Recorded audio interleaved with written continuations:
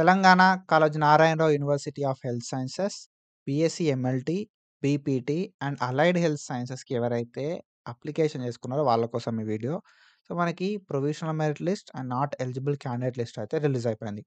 మనం ఈ వీడియో లోపల డీటెయిల్‌గా మన ప్రొవిజనల్ మెరిట్ లిస్ట్ లోపల నేమ్ లేకపోయినా, నేమ్ ఉండి డీటెయిల్స్ తప్పున్నా, నాట్ ఎలిజిబుల్ క్యాండిడేట్ లిస్ట్ లోపల మన నేమ్ ఉన్నా ఏం చేయాలి అని చెప్పి డీటెయిల్‌గా మాట్లాడుకుందాం. మన డీటెయిల్స్ ఎట్లా చెక్ చేసుకోవాలనేది కూడా డీటెయిల్‌గా మనం మాట్లాడుకుందాం. సో, మెయిల్ ఎట్లా పెట్టాలనేది కూడా డీటెయిల్‌గా ఈ వీడియో లోపల చెప్తాను నేను. సో, మనం ప్రీవియస్‌గా Telangana Kaloji Narayana Rao university of health sciences సంబంధించి చాలా వీడియోస్ అయితే చేసుకున్నాం. అండ్ ఫర్దర్ కూడా ఇట్లాంటి వీడియోస్ చేసుకుంటా ఉంటాం. కాబట్టి మీరు ఒకవేళ మన ఛానల్‌కి కొత్తగా వస్తే మాత్రం పక్కా సబ్స్క్రైబ్ చేసుకొని మీ ఫ్రెండ్స్ అందరికీ ఈ వీడియోని షేర్ చేయండి. So, firstly provisional merit list చూద్దాం మనం. ఓకేనా. సో, ప్రొవిజనల్ మెరిట్ లిస్ట్ మీరందరూ చూసే ఉంటరు. ఫస్ట్‌లీ ఇందులోపల మీ నేమ్ ఉందా అనేది మీరు చూసుకోరి. ఓకేనా. ఫస్టు మీ నేమ్ అనేది ఉందా లేదా చూసుకోండి. ఓకేనా. ఐదర్ ప్రొవిజనల్ మెరిట్ లిస్ట్‌లో అయినా మీ నేమ్ ఉంటది. లేకపోతే నాట్ ఎలిజిబుల్ క్యాండిడేట్ లిస్ట్ లోపలైనా మీ నేమ్ ఉంటదన్నట్టు. ప్రొవిజనల్ మెరిట్ లిస్ట్ లేకపోతే నాట్ ఎలిజిబుల్ క్యాండిడేట్ లిస్ట్ లోపలైనా మీ పేరైతే ఉంటదన్నట్టు. సో, ఇందులోపలుందా, ఇందులోపలుందా అనేది మీరు చెక్ జేసుకోరి. కొంతమంది నేమ్స్ ఇండ్ల లేదు, ఇండ్ల లేదు. ఓకేనా. ప్రొవిజనల్ మెరిట్ లిస్ట్ లోపల వాళ్ళ పేరు లేదు. నాట్ ఎలిజిబుల్ క్యాండిడేట్ లిస్ట్ లోపల వాళ్ళ పేరు లేదన్నట్టు. సో, వాళ్ళేం జేస్తారు గదా అంటే అప్లికేషన్ అసలు చేసిర్రా అనేది వాళ్ళక్కడ ప్రింట్ అనేది ఉండాలి. ఓకేనా. సో, మీరు అప్లికేషన్ చేసిర్రా లేదా అనేది మీకు క్లారిటీ ఉండాలి. సో, నేను మా ఫ్రెండోళ్ళకి జెప్పిన. నేను ఒక ఇంటర్నెట్ సెంటర్ అయినకి పోయి సర్టిఫికేట్ సబ్మిట్ చేసేసిన. ఓకేనా. లేదు మా ఫ్రెండ్ వాళ్ళ అన్నని చేయమన్నా నేను. అంటే చేసిర్రా అనేది మీ దగ్గర క్లారిటీ ఉండాలి. చేస్తే మీ దగ్గర అప్లికేషన్ ప్రింట్ అనేది ఉంటదన్నట్టు. ఓకేనా. సో, మీరేం జేయాల్సి ఉంటది గదా అంటే ఒకవేళ మీరు అప్లికేషన్ చేసుకొని గూడా మీ పేరు ఇందులోపల ప్రొవిజనల్ మెరిట్ లిస్ట్ కావచ్చు, నాట్ ఎలిజిబుల్ క్యాండిడేట్ లిస్ట్ లోపల కావచ్చు. ఉందా లేదా చెక్ జేసుకోవాలి. మీ నేమ్ అనేది ప్రొవిజనల్ మెరిట్ లిస్ట్ లోపలున్న ఫైనల్ మెరిట్ లిస్ట్ లోపలికొస్తది. నాట్ ఎలిజిబుల్ క్యాండిడేట్ లిస్ట్ లోపలున్న ఫైనల్ మెరిట్ లిస్ట్ లోపల మీ పేరైతే యాడ్ అయితదన్నట్టు. కానీ మనం కొన్ని స్టెప్స్ అయితే ఫాలో గావాలి. మీ పేరు ప్రొవిజనల్ మెరిట్ లిస్ట్ లోపల లేకపోయినా, నాట్ ఎలిజిబుల్ క్యాండిడేట్ లిస్ట్ లోపల లేకపోయినా, మన పేరుని ఫైనల్ మెరిట్ లిస్ట్ లోపల తెప్పించుకోవచ్చు. కానీ మనం కొన్ని స్టెప్స్ అయితే తీసుకోవాల్సి ఉంటది. ఏందా స్టెప్స్ అని చెప్పి నేను డీటెయిల్ చెప్తా. సో, బిఫోర్ థట్ ఆల్రెడీ ఎవరి నేమ్ అయితే ప్రొవిజనల్ మెరిట్ లిస్ట్ లోపల ఉంటదో వాళ్ళు ఏం జేయాలి అనంటే ఇక్కడ మీ నేమ్ అనేది ఎక్కడ ఉంది అనేది చూసుకోవాలి మీరు. చూసుకొని మీ నేమ్ లోపల ప్రతి స్పెల్లింగ్ గూడా కరెక్ట్ ఉందా లేదా చూసుకోవాలి. యాస్ పర్ అప్లికేషన్ ఉందా లేదా చూసుకోవాలి. అండ్ దాంతో పాటుగా ఓకేనా. మనకు ఆల్రెడీ అప్లికేషన్ ప్రింట్ అని చెప్పి ఒక ప్రింట్ వస్తది గదా! యాస్ పర్ అప్లికేషన్ ప్రింట్ ఉందా లేదా చూసుకోవాలి. అండ్ దాంతో పాటుగా స్పెల్లింగ్ మిస్టేక్స్ ఏమైనా ఉన్నాయా అనేది మనం చూసుకోవాలి. మన ఎస్ఎస్‌సి మెమో ఉంటదా? ఎస్ఎస్‌సి మెమో ప్రకారం ఉందా లేదా అనేది మనం చూసుకోవాలి అన్నట్టు. ఓకేనా. సో, మన జెండర్ గూడా కరెక్టే ఉందా లేదా చూసుకోవాలి. సో, మనోళ్ళకి కొంతమందికి డౌట్ ఉంది. ఎస్సీ లోపల 1, 2, 3 అంటే అది కేటగిరీస్.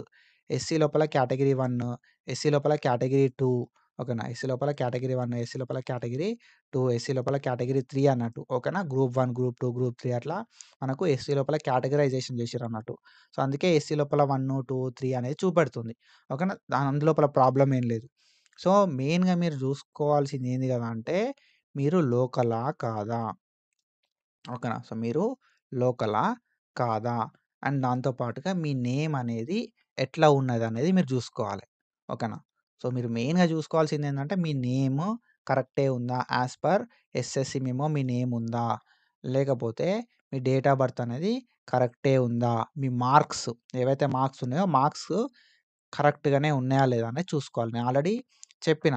ఎట్లుండాలి మార్క్స్ అనంటే బాటనీ, జువాలజీ, ఫిజిక్స్, కెమిస్ట్రీ ఓకేనా. 150, 150 మార్క్స్ మనకి టోటల్ మార్క్స్ అన్నట్టు. 150కి మీకు ఎంతొచ్చినాయి అనేది ఉండాలి. ఓకేనా. టోటల్ 600కి. సో, ఈ 150 మనం ఎట్లా చేసినాం అంటే so, first year 60 plus second year 60 plus మనకి ప్రాక్టికల్ మార్క్స్ 30 అన్నట్టు. సో, ఇట్లా 150 మార్క్స్ అయితాయి. సో, ఇట్లా మీరు కాలిక్యులేట్ చేసుకొని మీ మార్కులు కరెక్టే ఉన్నాయా లేదా చూసుకోవాల్సి ఉంటదన్నట్టు. ఓకేనా. దెన్ దాని తర్వాత date of birth. Date of birth కూడా mandatory. Date of birth correct ఉందా లేదా చూసుకోవాలి. అండ్ దాని తర్వాత ఇంటర్మీడియేట్ మార్క్స్ ఏవైతే ఉన్నాయో ఇంటర్మీడియేట్ మార్క్స్ ఎంత ఉన్నాయనేది చూసుకోవాలి. డేట్ ఆఫ్ బర్త్ కరెక్ట్ ఉందా లేదా? ఇంటర్ మార్క్స్ కరెక్ట్ ఉన్నాయా లేదా చూసుకోవాలి. అండ్ దెన్ దాని తర్వాత మీకు ఈడబ్ల్యూఎస్ ఉందనుకో ఓకేనా. ఫర్ సపోజ్ ఈడబ్ల్యూఎస్ ఉండి ఓకేనా. ఓసీ అయ్యి ఈడబ్ల్యూఎస్ ఉంటే మాత్రం మీకు రిజర్వేషన్ ఉంటది బ్రో. కాబట్టి ఓసీఐ, ఈడబ్ల్యూఎస్ స్టేటస్ యెస్ వచ్చిందా, నో వచ్చిందా చూసుకోర్రి.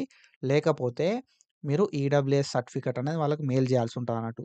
అండ్ మైనారిటీ స్టేటస్ కూడా ఎవరికైతే మైనారిటీ క్యాండిడేట్స్ ఎవరైతే ఉంటారో మైనారిటీ సర్టిఫికేట్ ఉంటే మాత్రం మీ మైనారిటీ స్టేటస్ వచ్చేలాగా చూసుకోరు. ఎందుకంటే మైనారిటీ స్టేటస్ ఉంటే రిజర్వేషన్ అనేది ఉంటదన్నట్టు.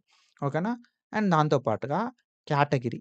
కేటగిరీ లోపల ఏమైతుంది గదా అంటే ఎప్పుడైతే క్యాస్ట్ సర్టిఫికేట్ అప్‌లోడ్ కాదో, ఓకేనా? క్యాస్ట్ సర్టిఫికేట్ అప్‌లోడ్ కాదో అప్పుడు ఏమైతుంది పడతది గదా అంటే ఓసీ అని చెప్పి పడతది. క్యాస్ట్ సర్టిఫికేట్ అప్‌లోడ్ కాకపోతే ఓసీ అని చెప్పి పడతదన్నట్టు. సో, అప్పుడేమైతది అంటే మనకు రిజర్వేషన్ రాదు. కేటగిరీ ఇప్పుడు మీది బీసీఏ అయిందనుకో, బీసీఏకు రిజర్వేషన్ ఏదైతే ఉందో ఆ రిజర్వేషన్ మనకు రాదన్నట్టు. ఓకేనా? కాబట్టి మన కేటగిరీని గూడా మనం జూసుకోవాలే. ఎవ్రీది ప్రతీది గూడా ఎవ్రీ చిన్న థింగ్‌ని గూడా మనం డీటెయిల్‌గా జూసుకోవాలి. ఎందుకు అనంటే నీ డీటెయిల్స్ నీకు క్లారిటీగా తెలుస్తది. ఇప్పుడు సపోజ్ ఇక్కడ ఒక నేమ్ ఉంది. ఓకేనా? సో, ఆ నేమ్‌ని మనం జూసుకోవాలి. ఇప్పుడు సపోజ్ ఇప్పుడు నేను దీక్షిత అనే నేమ్ ఉంది. ఈ దీక్షిత అనే నేమ్ నేను చూస్తే నాకు క్లారిటీగా కనపడకపోవచ్చు. ఓకేనా? సో, దీక్షిత అనే నేమ్ నేను చూస్తే నాకు క్లారిటీగా కనపడకపోవచ్చు. ఎందుకంటే నా సర్టిఫికేట్‌లు అసలు లైక్ వేరే క్యాండిడేట్ సర్టిఫికేట్‌లు నాకు తెలవయి గదా!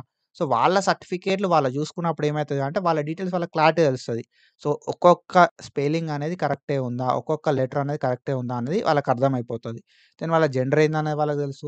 వాళ్ళ కేటగిరీ ఏంటిదనేది తెలుసు. వాళ్ళ స్టేటస్ లోకల్ స్టేటస్ ఏందనేది తెలుసు. వాళ్ళకు ఈడబ్ల్యూఎస్ స్టేటస్ ఉందా? లేదా? అని చెప్పి తెలుసు. ఇవన్నీ డీటెయిల్స్ అయితే వాళ్ళకి తెలుస్తాయన్నట్టు. కాబట్టి నేనేమంటా అంటే, ఎవరియి వాళ్ళు చెక్ జేసుకోర్రి. మీ మార్కులు ఎంతొచ్చినాయనేది టోటల్ చూసుకొని క్రాస్ చెక్ జేసుకోర్రి. ఇప్పుడు మాత్రమే మనకు టైముంది. ఓకేనా? వన్స్ 4థ్ డిసెంబర్ 2025 1 పీఎం అయిపోయిన తర్వాత మనం ఏం చెయ్యరాదు. ఓకేనా? సో, ఇది మన డీటెయిల్స్ అన్నీ మనం క్రాస్ చెక్ జేసుకోవాలి. అన్నీ ఓకే ఉంటే ఏం గాదు. ఓకేనా? అన్నీ ఓకే ఉంటే మీరు ఏం జేయాల్సిన అవసరం లేదు. ఏవన్నా మిస్టేక్స్ ఉన్నప్పుడు మాత్రమే మనం మెయిల్ అయితే ఎయాల్సుంటదన్నట్టు. సో, ఎవరికి మెయిల్ జేయాలి మరి అనంటే knrparamedatmissions@gmail.comకి మనం మెయిల్ జేయాలి. అది ఎట్లా జేయాలని నేను జెప్తా. అండ్ ఇంకొకటి సో, కొంతమంది మనోళ్ళు నాట్ ఎలిజిబుల్ క్యాండిడేట్ లిస్ట్ లోపల మనోళ్ళ పేర్లొచ్చినాయి. ఎందుకు పేర్లొచ్చినాయంటే ఫోన్‌లలో అప్లై చేసిరన్నట్టు. సో, వాళ్ళ పేర్లనేది నాట్ ఎలిజిబుల్ క్యాండిడేట్ లిస్ట్ లోపల వచ్చినాయి. సో, వీళ్ళు గూడా ఏం జేయాలంటే వీళ్ళు నాట్ ఎలిజిబుల్ క్యాండిడేట్ లిస్ట్ లోపల ఉండడానికి రీజన్ ఏంది గదా అంటే కొందరిది non local, not eligible. Not eligible అనేది ఒక రీజన్. సో, ఈ రీజన్‌ని మనం పక్కకు పెట్టేద్దాం. నాట్ ఎలిజిబుల్ అనేది పక్కకు పెట్టేద్దాం. ఎందుకంటే మీరు లోకల్ కాదు. సో, లోకల్ అని చెప్పి ప్రూవ్ చేసుకోవడానికి మీ దగ్గర ఏమైనా సర్టిఫికేట్స్ ఉన్నాయనుకో, లైక్ రెసిడెన్స్ సర్టిఫికేట్ ఉందనుకో, లాస్ట్ 7 ఇయర్స్‌ది ఓకే. లేదు లాస్ట్ 7 ఇయర్స్ తెలంగాణలో చదివినావనుకో ఓకే. సో, అట్లా ఏమన్నా సర్టిఫికేట్స్ ఉంటే వాళ్ళకి మెయిల్ చేయండి. సో దట్ ఏమైతది గదా అంటే మిమ్మల్ని ఫైనల్ మెరిట్ లిస్ట్ లోపల మీ నేమ్ అనేది యాడ్ చేస్తారన్నట్టు. సో, ఎవరైతే ఇప్పుడు ఎంపీసీ క్యాండిడేట్ అని ఉంది. వాళ్ళేం జేయాలి?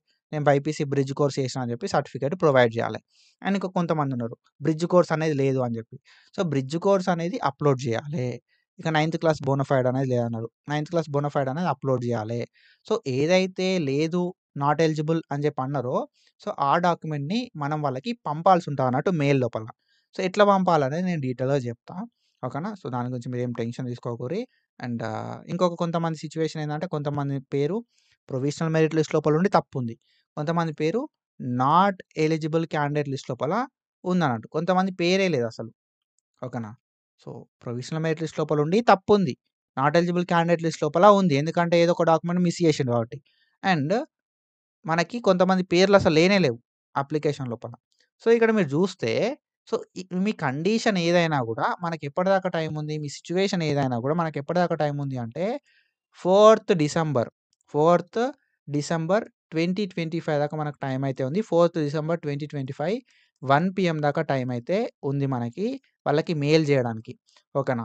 సో, మెయిల్ అనేది ఒక ప్రయత్నం మాత్రమే.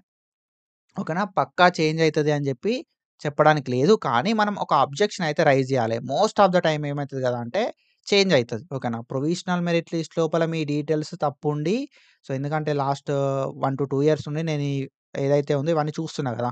ఓకేనా? సో, అప్లికేషన్‌లు పెట్టడం ఇవన్నీ చేసినా గాబట్టి సో, ఏవైతే మెయిల్స్ గూడా పెట్టడం చేసినా కాబట్టి I have an idea.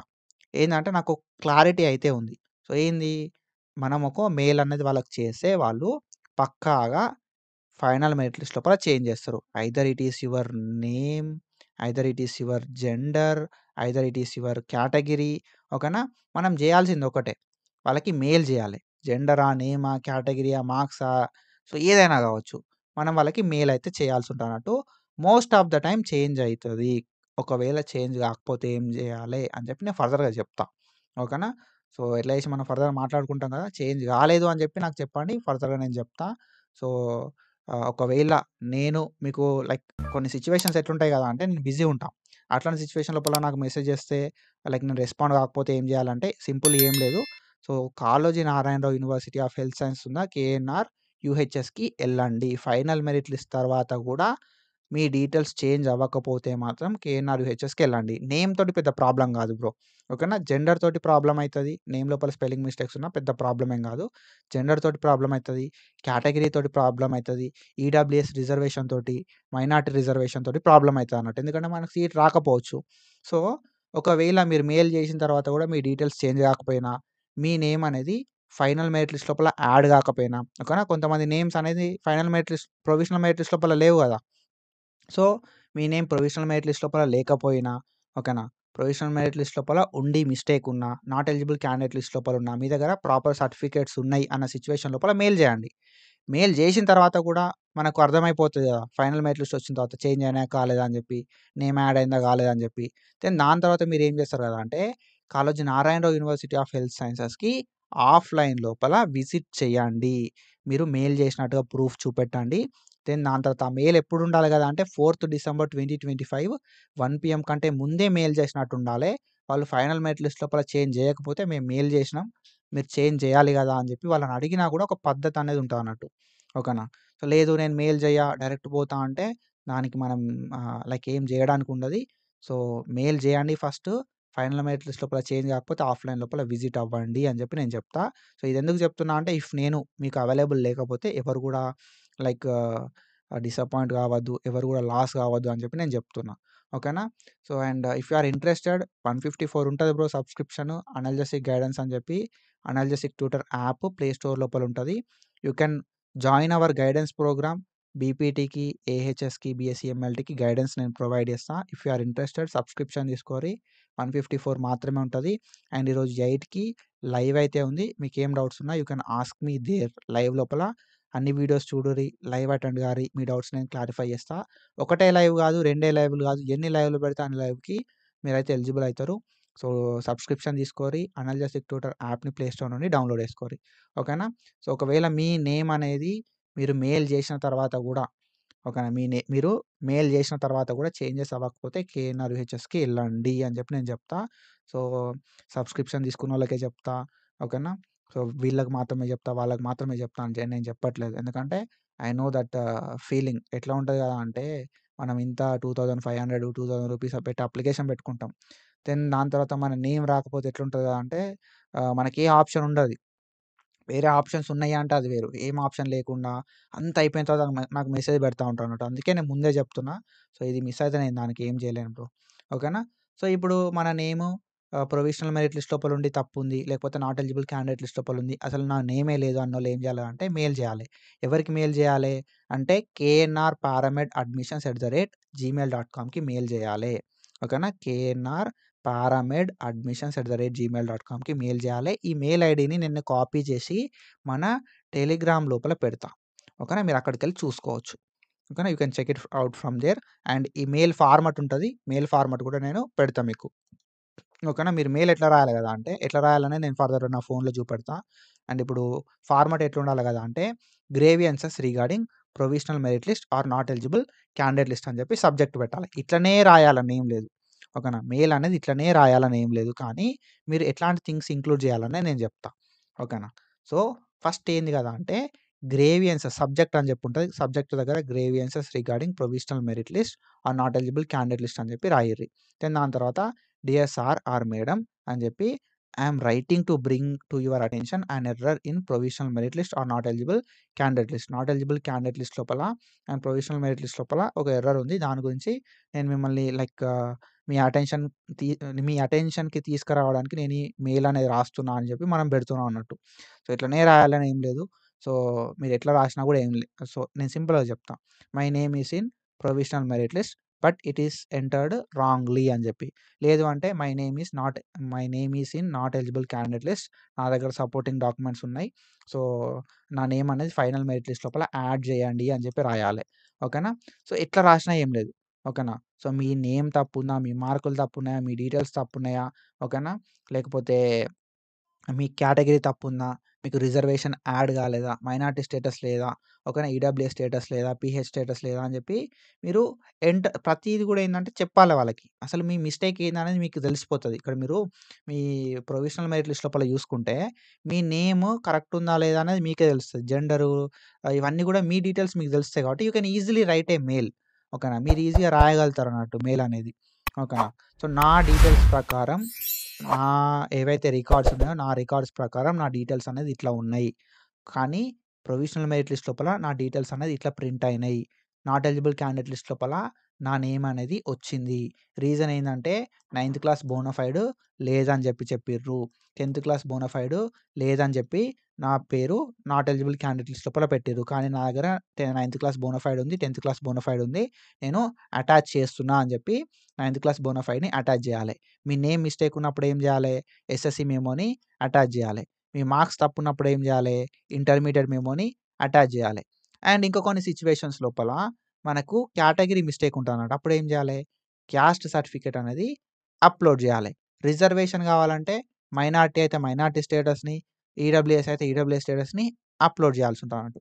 So మీ దగ్గర డాక్యుమెంట్ ఉన్నప్పుడు మాత్రమే మనం ఈ డాక్యుమెంట్స్ అన్ని మెయిల్ చేయడానికి ఛాన్స్ అయితే ఉంటుంది. వాళ్ళు మెయిల్ చేసిన తర్వాత ఆ డాక్యుమెంట్స్ని వెరిఫై చేసి మీరు చెప్పే డీటెయిల్స్ అన్ని కరెక్టే ఉన్నాయా లేదా అని చెప్పి చూసి మాత్రమే చేంజ్ చేస్తారు.